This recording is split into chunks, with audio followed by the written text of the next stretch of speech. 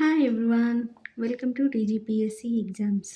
Today మనం discuss చేసుకోబోయే topic Telangana సాంస్కృతిక పునర్జీవనం. తెలంగాణ సాంస్కృతిక పునర్జీవనంలో భాగంగా మనము అన్ని ఇంపార్టెంట్ సంస్థలని వాటి యొక్క రోల్ని మనం డిస్కస్ చేస్తామండి. ఈ టాపిక్ చాలా ఇంపార్టెంట్. ఫస్ట్ వచ్చేసరికి మనకి ఆర్య సమాజం ఎవరు, ఎప్పుడు, ఎక్కడ స్థాపించారు? ఎవరు స్థాపించారు? దయానంద సరస్వతి. ఇక్కడ ముంబైలో. ఏ సంవత్సరంలో అంటే 1875లో అండి. ఇది ఆర్య సమాజాన్ని ఎక్కడ స్థాపించారంటే ఇండియాలో పర్టిక్యులర్‌గా మనకి ఈ ఆర్య సమాజం బొంబాయిలో స్టార్ట్ చేయబడిందండి. ఇండియాలో చూసుకుంటే గనుక మనకి 1875 అండి. మరి హైదరాబాద్‌లో మనకి హైదరాబాద్ సంస్థానంలో ఏ సంవత్సరంలో స్టార్ట్ చేశారనేది నెక్స్ట్ బిట్‌లో మనం డిస్కస్ చేసుకుంటాం. మరి ఈ ఆర్య సమాజం యొక్క ఉద్దేశ్యం ఏంటి? ఎందుకు స్థాపించారు? అంటే వేద సంస్కృతిని పరిరక్షించడం అండి. వేద సంస్కృతిని పరిరక్షించడాన్ని మనకి వైదిక మత సంస్కరణోద్యమం అని గూడా మనం పిలుచుకోవచ్చండి. ఈ వేద సంస్కృతి లేదా వైదిక మత సంస్కరణోద్యమం అనేది ఏ మతంలో భాగమండి? హిందూ మతంలో భాగం. ఏదైతే ఇప్పుడు మనం పాటిస్తున్న హిందూ మతం ఉందో అది వేద సంస్కృతి కాలం నాటి హిందూ మతాన్ని వీళ్ళు వీళ్ళు సపోర్ట్ చేశారండి. అంటే వేద సంస్కృతి కాలంలో ఉన్నవాటి హిందూ మత ఆచారాలు, విధానాలనేవి నిజమైనవి. ఇప్పుడు మనం ప్రస్తుతం పాటిస్తున్న హిందూ మతంలో అనేక దురాచారాలు, లోటుపాట్లు ఉన్నాయని వీళ్ళు విమర్శించారు. వేద సంస్కృతిని పరిరక్షించడం కోసమే ఈ ఆర్య సమాజాన్ని వీళ్ళు స్థాపించారు. నెక్స్ట్ వచ్చేసరికి ఆర్య సమాజానికి పవిత్రమైన గ్రంథం ఏమిటి? ఆర్య సమాజానికి పవిత్రమైన గ్రంథం సత్యార్థ ప్రకాశిక అండి. ఈ సత్యార్థ ప్రకాశికను ఎవరు రాశారంటే దయానంద సరస్వతి. ఎవరైతే ఆర్య సమాజాన్ని స్టార్ట్ చేశారో అతనే ఈ సత్యార్థిక ప్రకాశికను మనకి రాశాడు. ఈ ఈ గ్రంథంలో ఈయన ఏం చెప్పాడంటే ఇతర మతాలను విమర్శించాడండి. క్రైస్తవ మతాన్ని, ఇస్లాం మతాన్ని, సిక్కు మతాలని. ఇది గుర్తుంచుకోవాలి. సత్యార్థిక ప్రకాశికలో మనకి ఇతర మతాలను విమర్శించాడు. ఈయన ముఖ్యోద్దేశం ఏంటి అనంటే వేద సంస్కృతి కాలం నాటి హిందూ మతాన్ని కాపాడడం, పరిరక్షించడం అనేది ఈయన ముఖ్య ఉద్దేశం. నెక్స్ట్ వచ్చేసరికి స్వామి దయానంద సరస్వతి యొక్క నినాదం ఏమిటి? దయానంద సరస్వతి యొక్క నినాదం ఏంటంటే వేదాలకు తరలి వెళ్ళండి. ఎందుకు వేదాలకు తరలి వెళ్ళమంటున్నాడండి? మనం వేద సంస్కృతిని పరిరక్షించడం కోసమే కదా ఈ ఆర్య సమాజాన్ని స్టార్ట్ చేసింది.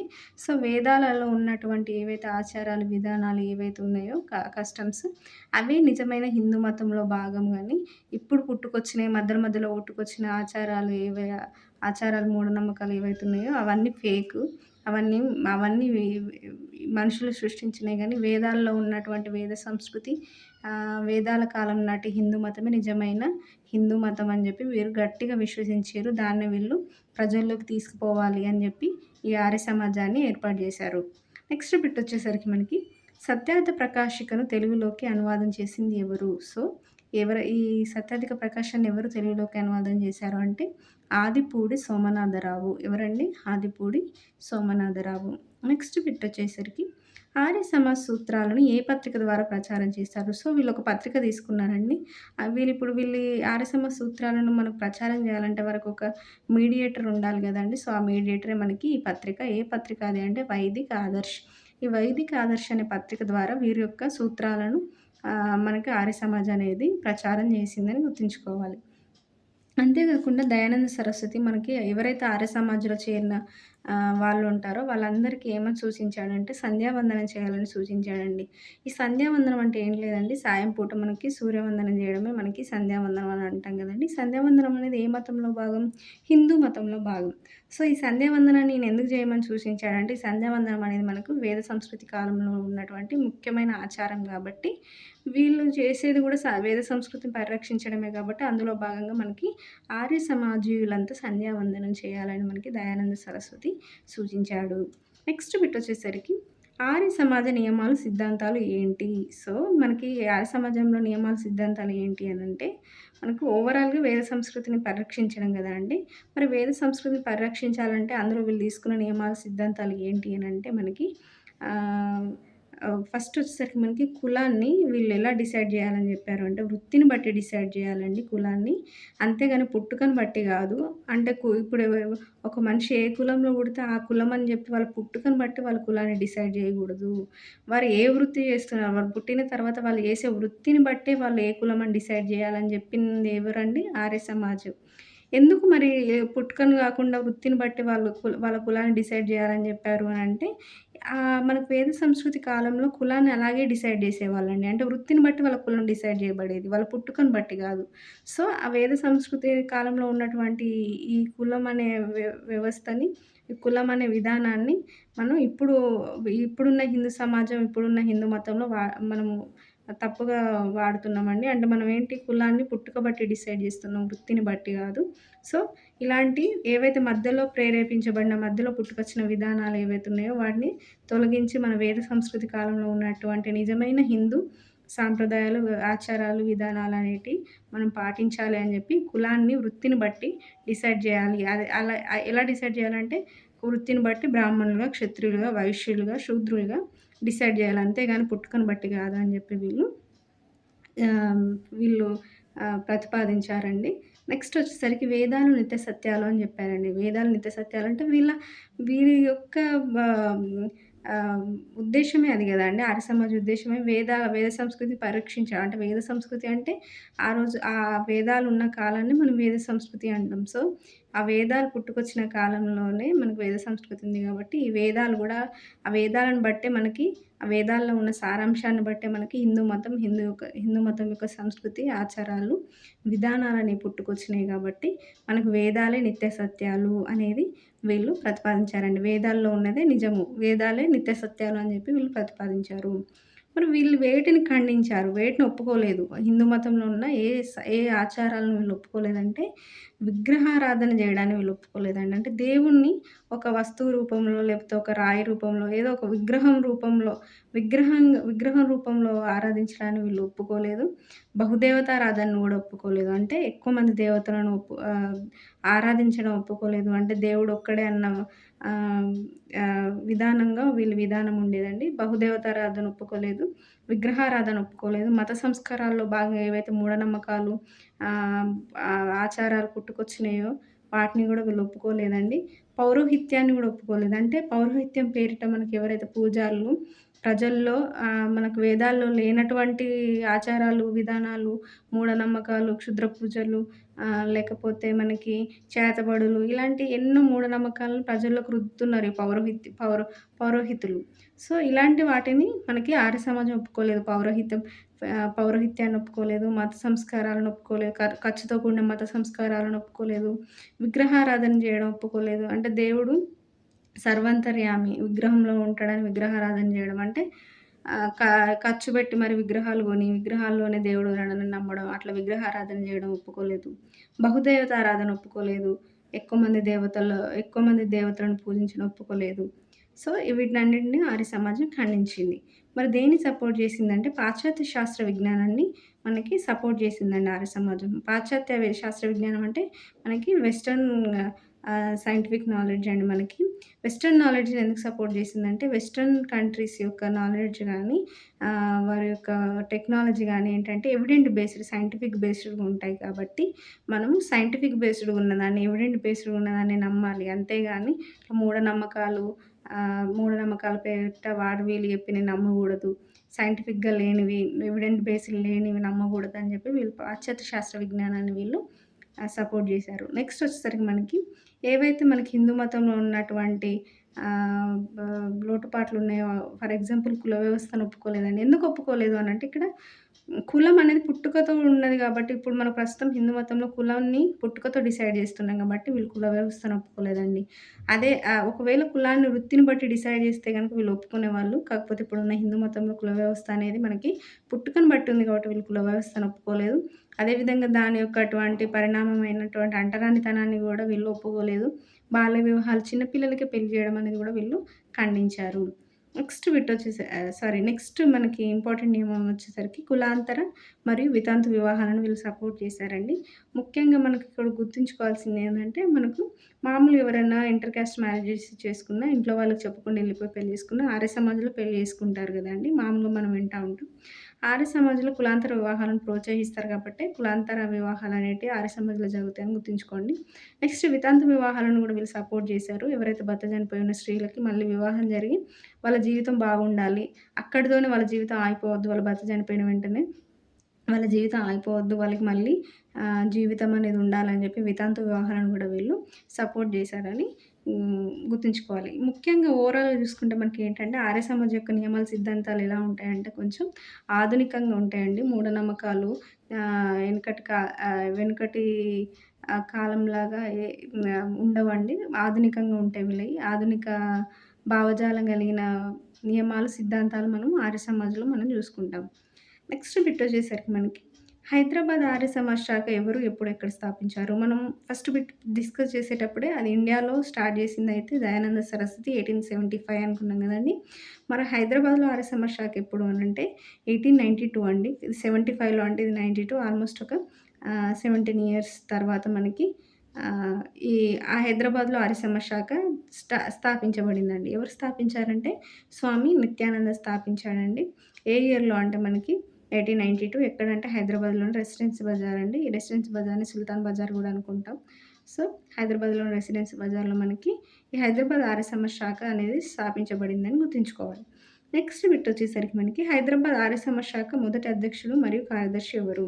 సో, దీనికి మరి మొదటి అధ్యక్షుడు, కార్యదర్శి ఎవరంటే మొదటి అధ్యక్షుడు, కార్యదర్శి ఇంపార్టెంట్ గదండీ! సో, వారెవరంటే అధ్యక్షుడు వచ్చేసరికి పండిత్ కమల్ ప్రసాద్‌జీ మిశ్రా. పండిత్ కమల్ ప్రసాద్‌జీ మిశ్రా మొదటి అధ్యక్షుడండి హైదరాబాద్ యొక్క ఆర్య సమాజ్ శాఖకి. నెక్స్ట్ మరి కార్యదర్శి ఎవరు అంటే లక్ష్మణ్ దేశీయుడు వచ్చేసరికి మనకి హైదరాబాద్ ఆర్య సమాజ్ శాఖ యొక్క మొదటి కార్యదర్శి. మనకి నెక్స్ట్ బిట్ వచ్చేసరికి 9 అండి. నిజాం కాలంలో ఏర్పడిన తబ్లిగ్ ఇస్లాం మత సంస్థల ముఖ్య ఉద్దేశ్యం ఏంటి? తబ్లిగ్ ఇస్లాం అనేది ఒక మత సంస్థ అండి. ఈ తబ్లిగ్ ఇస్లాం అనేది మనకు నిజాం కాలంలో ఏర్పడింది. మరి దీని ముఖ్య ఉద్దేశ్యం ఏంటి? ఎందుకు ఏర్పడింది అనంటే, మనకి ఇతర మతస్థులను ఇస్లాం మతంలోకి మార్చడం కోసం ఈ తబ్లిగ్ ఇస్లాం అనే మత సంస్థ అనేది ఏర్పడిందండి. అంటే వేరే వేరే మతస్థులను ఎవరైతే ఇతర మతస్థులు ఉంటారో ఇస్లాం మతం గాకుండా వారందరినీ ఇస్లాం మతంలోకి మార్చడం కోసం తబ్లిగ్ ఇస్లాం అనే మత సంస్థ ఏర్పడిందని గుర్తుంచుకోవాలి. నెక్స్ట్ బిట్ వచ్చేసరికి మనకి దీన్‌దార్ ఉద్యమం ఎవరు, ఎప్పుడు చేపట్టారు? సో, దీన్‌దార్ ఉద్యమం గూడా సిమిలర్‌గా తబ్లిగ్ ఇస్లాం లానే ఉంటదండి. మరి ఈ ఉద్యమాన్ని ఎవరు స్థాపించారంటే సిద్దికీ దీన్‌దార్ అనే వ్యక్తి.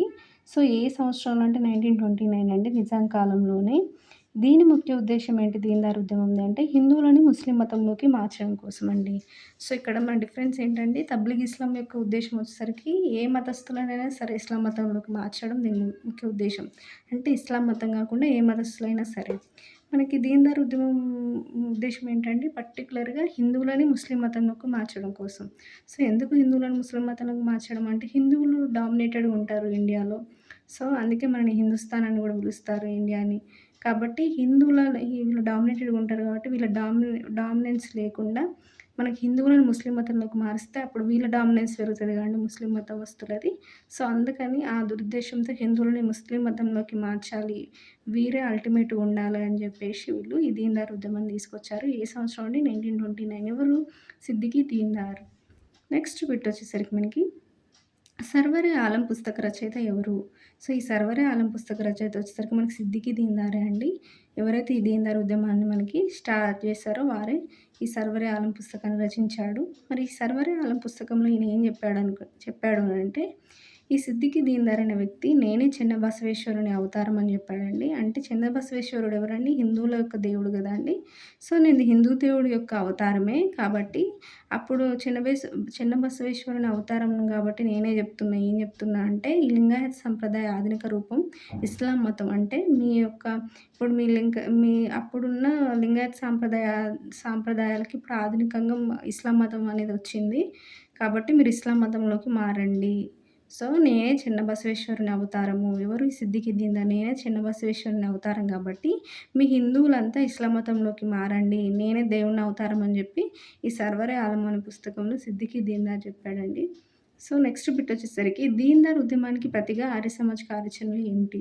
సో, వీళ్ళు ఈ విధంగా దీన్‌దార్ ఉద్యమాన్ని బేస్ చేసుకొని అంతేకాకుండా తబ్లిగ్ ఇస్లాం అంటే మత సంస్థలను పెట్టి హిందువులని మనకి ముస్లిం మతంలోకి మారుస్తున్నారని చెప్పి ఆర్య సమాజ్ ఏం చేసిందంటే దీనికి ప్రతిగా దానికి అపోజిట్‌గా మనకి హిందూ మతాన్ని ప్రజల్లోకి పే తీసుకెళ్ళాలి. నిజమైన హిందూ మతం ఏదైతే ఉందో, ఆ నిజమైన హిందూ మతాన్ని ప్రజల్లోకి తీసుకెళ్ళి ఈ వ ఈ ఈ మారడాన్ని ఆపాలి. అంటే ఇతర మతంలోకి మారడాన్ని ఆపాలి అని జెప్పేసి వీళ్ళు సత్యాధిక ప్రకాశికను ప్రచారం చేశారండి. ఈ సత్యాధిక ప్రకాశిక అనేది మనకి ఆర్య సమాజ్ యొక్క పవిత్రమైన గ్రంథం అనుకున్నాం గదండీ! సో, ఈ సత్యార్థ ప్రకాశికను ప్రచారం చేశారు. నగర సంకీర్తనలు చేశారు, హోమాలు చేశారు, ఊరేగింపులు చేశారు. ఇవన్నీ ఎందుకు చేశారంటే నిజమైన హిందూ మతాన్ని హిందువుల్లోకి తీసుకెళ్ళాలి. ఈ హిందువులు వేరే మతంలోకి మారడాన్ని ఆపేయాలి అని చెప్పి వీళ్ళు ఈ దీన్ దయాళ్ ఉద్యమానికి వ్యతిరేకంగా ఇలాంటి కార్యాచరణలు తీసుకున్నారండి. ఎవరు తీసుకున్నారు? ఆర్య సమాజ్ వాళ్ళు. నెక్స్ట్ బిట్ వచ్చేసరికి మనకి ఎవరు దళితులను ముస్లిం మతంలోకి మార్చాలని రహస్య ఆదేశాలను పంపారు? అంటే దళితులను ముస్లిం మతంలోకి మార్చాలని రహస్య ఆదేశాలను ఎవరు పంపారండి? అప్పుడున్న ఎంఐఎం అధ్యక్షుడు అయినటువంటి బహదూర్ యార్జంగ్ మనకి ఈ దళితులను ముస్లిం మతంలోకి మార్చాలి అన్న ఒక కుట్రను పన్నాడండి. ఆ కుట్రను రహస్య ఆదేశాల ద్వారా పంపాడు. పంపితే దాన్ని ఎవరు ఆర్య సమాజ నాయకులకు బహిర్గతం చేశారు. సో, ఆ రహస్యాన్ని ఆర్య సమాజ్ నాయకులకు చేరవేసింది ఎవరు అంటే పోస్టల్ ఉద్యోగి వెంకటస్వామి అండి. పోస్టల్ ఉద్యోగి అయినటు వెంకటస్వామి ఆ రహస్యాన్ని ఆర్య సమాజ్ నాయకులకు చెప్పాడు. మరి ఎందుకు ఈయన దళితులను ముస్లిం మతంలోకి మార్చాలనుకున్నాడు బహదూర్ యార్జంగ్ అంటే, మనకి హిందూ మతంలో తొందరగా ఇన్‌ఫ్లూయెన్స్ అయ్యి వేరే మతంలోకి మారే వాళ్ళు ఎవరుంటారు అంటే వాళ్ళు దళితులే ఉంటారండి ముఖ్యంగా. ఎందుకు అనంటే దళితులు హిందూ మతంలో భాగమైనప్పటికీ గూడా వాళ్ళు హిందూ మతంలోనే వారు అనేక వివక్షతను వీళ్ళు ఫేస్ చేస్తారండి దళితులు. కాబట్టి అనేక రకాలుగా వివక్షతను వీళ్ళు ఫేస్ చేస్తున్నారు కాబట్టి వీళ్ళని తొందరగా ఇన్‌ఫ్లూయెన్స్ చేయొచ్చు. వాళ్ళని ఇన్‌ఫ్లూయెన్స్ చేసి ముస్లిం మతంలోకి ఈజీగా మార్చవచ్చు అన్న ఒక దురుద్దేశంతో మనకి బహదూర్ యార్జంగ్ ఏం చేశాడంటే ఈ దళితులని ముస్లిం మతంలోకి మార్చాలన్న రహస్య ఆదేశాలను పంపిస్తే దాన్ని ఎవరు ఆర్య సమాజ నాయకులకు చెప్పారు అంటే పోస్టల్ ఉద్యోగి వెంకటస్వామి దాన్ని బహిర్గతం చేసిండు. చేసిన వెంటనే ఆర్య సమాజ నాయకులు వాళ్ళు అలా మారిపోకుండా కావాల్సిన తర్వాత తీసుకోవాల్సిన చర్యలు అప్పుడు ఆర్య సమాజ నాయకులు తీసుకున్నారనేది మనకి ఇక్కడ గుర్తుంచుకోవాలి.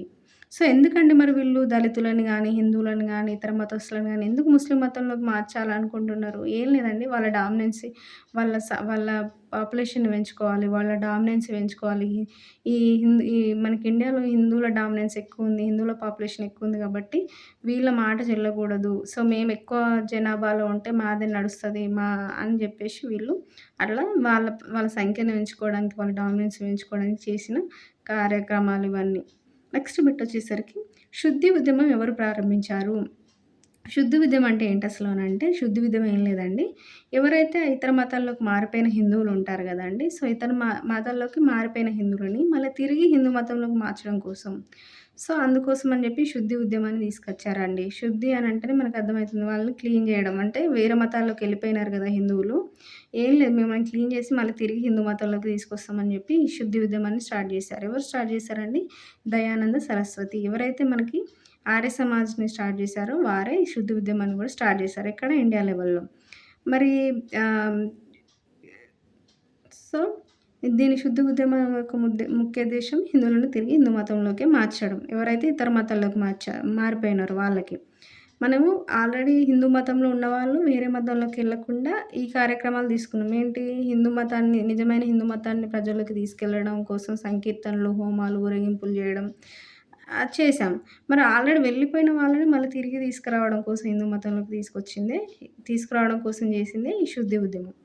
నెక్స్ట్ బిట్ వచ్చేసరికి మనకి హైదరాబాద్ ఆర్య సమాజ్ శాఖలో శుద్ధి ఉద్యమానికి నాయకత్వం వహించింది ఎవరు? సో, మనకి ఇండియా లెవెల్‌లో దయానంద సరస్వతి గదండీ శుద్ధి ఉద్యమాన్ని ప్రారంభించింది. మరి హైదరాబాద్ ఆర్య సమాజ్ శాఖలో హైదరాబాద్ సంస్థానంలో ఎవరు అంటే స్వామి శ్రద్ధానంద అండి. ఎవరు? స్వామి శ్రద్ధానంద. ఇక్కడ మనం కన్‌ఫ్యూజ్ అవ్వకుండా ఉండడానికి మళ్ళీ చెప్తున్నా ఏంటంటే హైదరాబాద్ ఆర్య సమాజ్ శాఖ స్టార్ట్ చేసింది స్వామి నిత్యానంద అండి. మనకి మరి శుద్ధ ఉద్యమానికి నాయకత్వం వహించింది ఎవరంటే స్వామి శ్రద్ధానంద. సో, నిత్యానంద, శ్రద్ధానంద అని చెప్పి కన్‌ఫ్యూజ్ అవ్వకూడదని చెప్తున్నా అండి. సో, మీకు ఈజీగా కొంచెం గుర్తుంచుకోవడానికి చెప్తున్నా. శుద్ధి, శ్రద్ధ. సో, శుద్ధి ఉద్యమానికి ఎవరండి నాయకత్వం వహించింది? శ్రద్ధానంద. సో, మరి హైదరాబాద్ ఆర్య సమాజ్ శాఖను స్టార్ట్ చేసింది ఎవరు? నిత్యానంద. స్వామి నిత్యానంద. సో, శుద్ధి అని వస్తే శ్రద్ధానంద వస్తాడని చెప్పి మీరు గుర్తుంచుకోండి. ఏ శాఖకి? హైదరాబాద్ ఆర్య సమాజ్ శాఖకి శుద్ధి ఉద్యమానికి నాయకత్వం వహించింది స్వామి శ్రద్ధానంద. ఈయనను ఎందుకు గుర్తుంచుకోవాలి శ్రద్ధానందన్ అంటే, ఈ శ్రద్ధానందని మనకి ముస్లిం వ్యక్తి అయినటువంటి కాజా హసన్ నిజాము హత్య చేశాడండి. ఎందుకు హత్య చేశాడంటే, ఈయన ఇప్పుడు వేరే మతంలోకి మారిపోయిన హిందువులను మళ్ళీ శుద్ధి ఉద్యమం ద్వారా తిరిగి మళ్ళీ హిందూ మతంలోకి ప్రవేశపెడుతున్నాడన్న కోపంతో ఈ కాజా హసన్ నిజాం అనే ముస్లిం వ్యక్తి ఈ స్వామి శ్రద్ధానందాన్ని చంపేశాడు. అందుకే ఈ శ్రద్ధానంద అనే వ్యక్తిని మనం గుర్తుంచుకోవాలి. ఈయన ఇంపార్టెంట్ వ్యక్తి. నెక్స్ట్ బిట్ వచ్చేసరికి మనకి శుద్ధి కార్యక్రమాలు నిర్వహిస్తున్నందుకు ఎవరిని నిజాం దేశ బహిష్కరణ చేశాడు? సో, స్వామి శ్రద్ధానందనేమో ఈయన చంపేశాడు కాజా హసన్ నిజాము. అంతేగాక అయినప్పటికి కూడా ఇంకా శుద్ధి కార్యక్రమాలు ఎవరెవరు చేస్తున్నారో వారిని నిజాం దేశ బహిష్కరణ చేశాడండి. ఎందుకు నిజాం ఎందుకు దేశ బహిష్కరణ చేశాడంటే నిజాం కూడా ముస్లిమే గదండీ! సో, ఈ శుద్ధి కార్యక్రమాలను ఈయన కూడా వ్యతిరేకించాడు. నిజాం గవర్నమెంటు, నిజాము వ్యతిరేకించారని గుర్తుంచుకోవాలి. ఎవరిని మరి దేశ బహిష్కరణ చేశారంటే 1894లో మనకి బాలకృష్ణ శర్మని, నిత్యానందని ఎవరైతే మనకి ఆర్య సమాజ్ యొక్క స్థాపకుడైనటువంటి నిత్యానంద్ ఉన్నారో ఆయనని బాలకృష్ణ శర్మని 1894లో మనకి నిజాం దేశ బహిష్కరణ చేశాడని గుర్తుంచుకోవాలి. నెక్స్ట్ బిట్ వచ్చేసరికి మనకి నిజాం గవర్నమెంట్ ఏ ఆర్య సమాజ నాయకులను బంధించింది? దేశ బహిష్కరణ చేసింది బాలకృష్ణ శర్మ, నిత్యానంద అండి. మరి బంధించింది ఎవరిని అంటే విశ్వానంద సరస్వతి, విద్యానంద బ్రహ్మచారి. విద్యానంద ఇలా గుర్తుంచుకోవాలి. విశ్వానంద సరస్వతి, విద్యానంద బ్రహ్మచారిని మనకి వీళ్ళిద్దరు ఆర్య సమాజ నాయకులండి. వీళ్ళని నిజాం గవర్నమెంట్ బంధించింది. మరి ఎవరిని దేశ బహిష్కరణ చేసింది అంటే 1894లో బాలకృష్ణ శర్మ, నిత్యానంద అండి. ఇక్కడికి మనము ఈ టాపిక్‌లో 17 బిట్స్ దాకా కవర్ చేశామండి. మనం నెక్స్ట్ బిట్స్ నెక్స్ట్ వీడియోలో కవర్ చేద్దాం. Thank you.